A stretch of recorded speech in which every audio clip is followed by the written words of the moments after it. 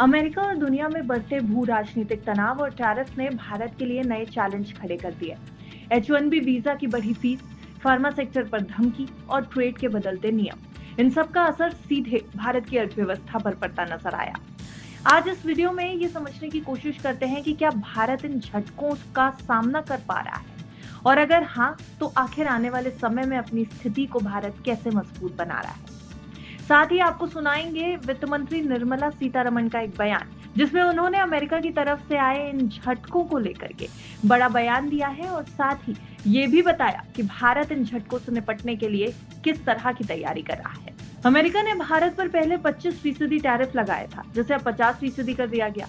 इसके अलावा Donald Trump की ओर से कई ऐसे बड़े फैसले लिए गए जिनका असर भारत पर भी पड़ा, चाहे बात H1B वीजा की फीस बढ़ाकर $1 लाख यानी करीब 88 लाख रुपए करने की हो, या फार्मा सेक्टर पर 100% टैरिफ की धमकी। इन सब कदमों ने भारत को प्रभावित किया। इन टैरिफ और बैन के बीच वित्त मंत्री निर्मला सीतारमण ने 10 अक्टूबर को एक बयान दिया है। उन्होंने कहा कि जियोपॉलिटिकल टेंशन, भू राजनीतिक संघर्ष और ग्लोबल सप्लाई चेन में बदलाव के बीच भारत एक मूक दर्शक बनकर नहीं रह सकता। उन्होंने ये भी कहा कि भारतीय अर्थव्यवस्था मजबूत है। नई दिल्ली में कौटिल्य आर्थिक सम्मेलन 2025 के उद्घाटन में पहुंची वित्त मंत्री निर्मला सीतारमण ने ये बात कही है कि बढ़ती आर्थिक और भू राजनीतिक अनिश्चितताओं के बावजूद, यानी जियोपॉलिटिकल अनसर्टेनिटीज के होने के बावजूद, भारत को अपने हितों की अब रक्षा करनी ही होगी। उन्होंने ग्लोबल फैसलों में अधिक सक्रिय भूमिका निभाने की अपील भी की और ये भी कहा कि भारत के पास झटकों को सहने की क्षमता काफी मजबूत है। सुनिए एक बार वित्त मंत्री निर्मला सीतारमण को। Geopolitical conflicts are intensifying. Sanctions, tariffs, and decoupling strategies are reshaping global supply chains. For India, these dynamics highlight both vulnerability and resilience. Our capacity to absorb shocks is strong, while our economic leverage is evolving. Our choices will determine whether resilience becomes a foundation for leadership or merely a buffer against uncertainty.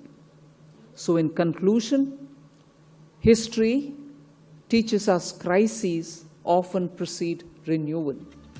Sitharaman ने बताया कि tariff और भू राजनीतिक तनाव देशों के काम करने और व्यापार के तरीकों को बदल रहे हैं। उन्होंने ये भी कहा कि वैश्विक उथल-पुथल के बावजूद भारत ने अपनी मजबूती दिखाई है और हमारी आर्थिक क्षमता बढ़ रही है।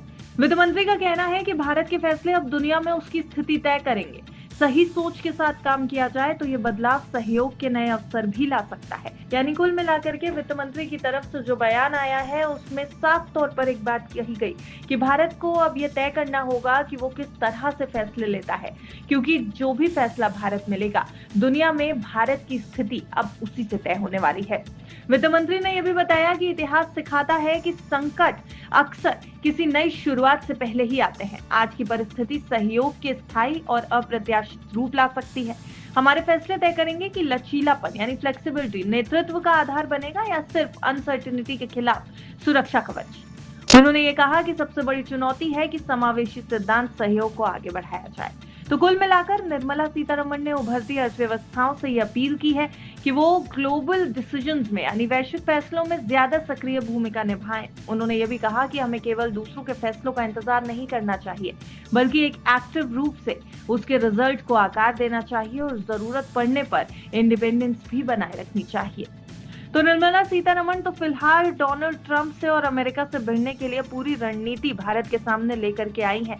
वित्त मंत्री की तरफ से आया ये बयान भारतीय अर्थव्यवस्था की एक तस्वीर दिखा रहा है, जिसमें भारत इतना सक्षम नजर आ रहा है कि वो ग्लोबल टेंशंस को लेकर के अपना स्टैंड क्लियर कर सके और इकोनॉमिक रूप से फैसले ले सके।